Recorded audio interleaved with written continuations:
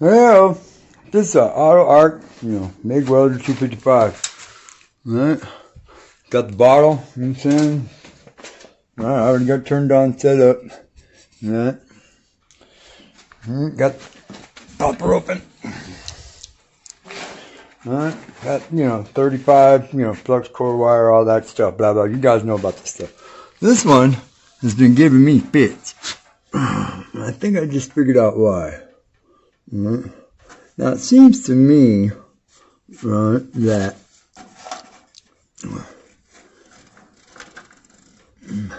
right here, this should be flat. And it looks like it's broken, and there's another crack on the other side, and this little piece right here is sticking up. And because the wire keeps kinking, right there at that spot and catching. The wire goes in like this. Alright, it keeps catching right there and kinking. Alright, and this has been a previous problem. Alright, this is the third time it's done it to me. Right? So, me being me, I'm always trying to figure out, why. Alright. I'm saying I got the old flat file right here. And I'm going to file this down a little bit, make it flat again, and see if that cures the problem. Okay, well, it looks like I got it pretty, let's see if the feed's good.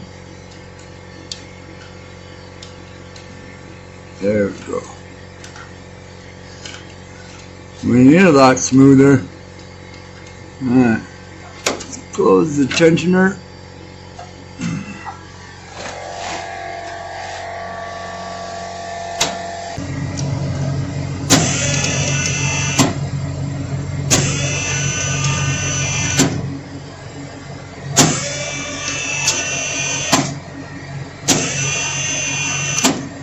It seems as the wire unspools. Alright, the thing's getting offline because the spool is going back and forth. It's a pretty wide spool. And, the contact tip of the torch ain't the best either. Kinked again. Alright, I'm starting to wonder because look, the wire feeds all the way. I could feel it coming all the way up the wire until it gets into the torch right here, and then it kinks. So I'm starting to believe that there's something wrong inside the tube right here to the torch tip.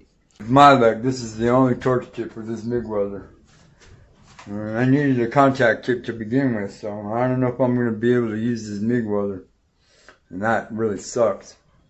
Alright. Anybody got any suggestions? Yeah, it kinked again. But this time I know why. Contact tip welded itself. This contact tip was short to begin with. It was already too short. This right here is my stylus pen. Right. But anyways, it welded itself together and it kinked. Here's further proof that the contact point was bad. This was the first. This was the first weld that I started right there. It started being and then hit. I was laying down a little bit of a bead right there, but the contact point, because it was so short and it was so wore out that it wasn't making really contact with the metal. You understand? So it was skipping and farting, and then, right there I stopped. I lifted up my lid so I could see, and then I realized, wow, man, the contact tip's shot.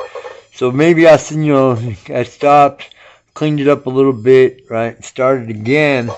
Started out really good. Right, but then, the contact tip just, it's just too short, right, and it just started popping and farting again, and then pretty soon it just welded, so you can see right there where it just grounded, and it just welded itself to the wire.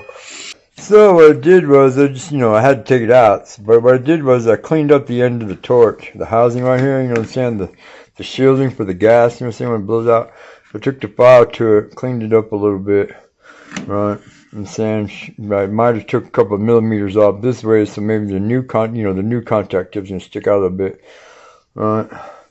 But because of all of this, I can't get any practice with the Mig Welder, right? So because I haven't cut the frame yet, right? And I'm not gonna cut the frame until I know, right, that the Mig Welder is gonna work right. Okay? So in the morning, I gotta call Ron Berg. He's a friend. Me and Ron get along real good, and they got a shop over yonder.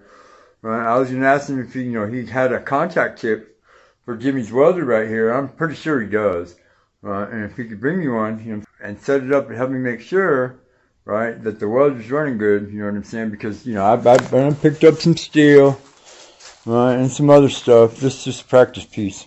This was one of Dad's practice pieces, right? I figured, you know, if I use one of his, it might give me some good luck. And see, this is my first arc right here when I first started, right? And that's when I really, you know, when it first kinked on me, and I realized I had a problem. I have eliminated all the other problems. I mean, like the original problem was the tension was too much. After watching various videos, you know what I'm saying, I figured, you know, a few things out. I came over here, and I realized that, you know, the tension, you know, after listening to some of these guys, the tension might be too tight. And when you seen it, when I unsnapped it the first time, at the beginning of this video, it was really tight. So I backed it up a bunch, since where it opens now really good. It probably needs to be off a couple more turns, so I'm going to turn, you know, like right now, at least half of one. Another indication that you have too much tension is that the wire, right, when it comes out the end of the torch, right, it has these little lines in it, you know, like it's grabbing it too much, because on the roller wheel right here, see on the roller, I don't know if you can see it or not, but the roller wheel in the inside groove, right, it's V'd for this type of wire flux core, and it's got little slots in it, right, and if there's too much tension, it crunches the wire too tight, right, and it, you know, has a hard time feeding it. So I backed up the tension, you know what I'm saying, right here, a couple turns, right, started up again, and it seemed to flow really good, everything was good, right, except the contact tip is bad, it's not making much contact, right, so, right, now, I mean, yes, the wire's a little old, it's a little rusty, you know what I'm saying, but the hose is in good shape, you know what I'm saying, it blows really good, right, you know, right, I just need contact tip. This is me, Brian. I'm troubleshooting issues with an Auto Arc 255 Mig Welder, right, and wire feed solutions, right.